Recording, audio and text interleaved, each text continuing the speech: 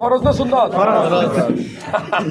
দেখছেন আমরা কি মুসলমান, আমরা অনেকেই জানি না রোজা রাখা ফরজ না সুন্নত। ঠিক আছে, গত বছর এরকম একটা ভিডিও দিয়েছিলাম সাইরা কয় সুন্নত। দেখেন ইসলামে ফরজ কয়টা? কি কি?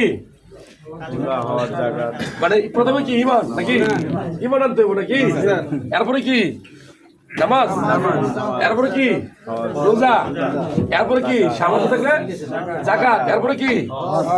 হজ সামর্থ্য থাকলে, হ্যাঁ যাকাত সামর্থ্য থাকলে। তো এগুলো আমাদের করা উচিত কিনা? সামনে রমজান মাস, রমজান মাস নিয়ে কিছু কথা বলি, ঠিক আছে?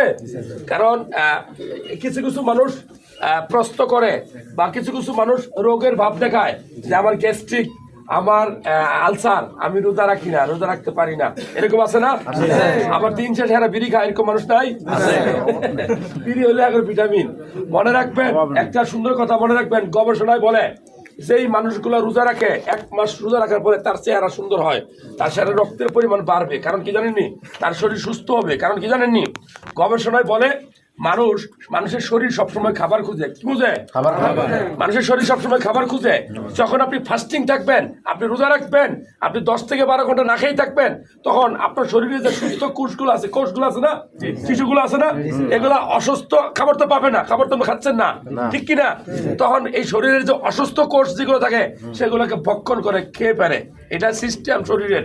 তাইলে শরীর থেকে খারাপ কোষগুলো চলে গেল, ঠিক কিনা? তাহলে রোজা রাখা ভালো না খারাপ? রোজা রাখবো, কে হাত তুলে? মাশাআল্লাহ, আপনার বুঝলে আমি সওয়াব পাবো ইনশাআল্লাহ। শুনেন, রোজা এবং মুসলমান এবং ঈমান কত বড় দেখেন। একমাত্র মুসলমান মানুষই পারে এই পরীক্ষা দিতে। দেখেন ঈমান কি জিনিস। কিছু রমজান মাসে আমরা যখন ওযু করি, আমরা পানিটা মুখের ভিতরে ঢুকাই না?